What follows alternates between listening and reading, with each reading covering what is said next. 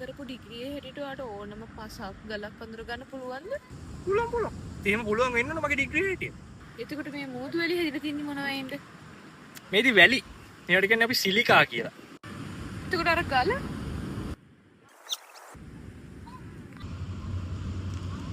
මේනම් කිරිමැටි වගේ.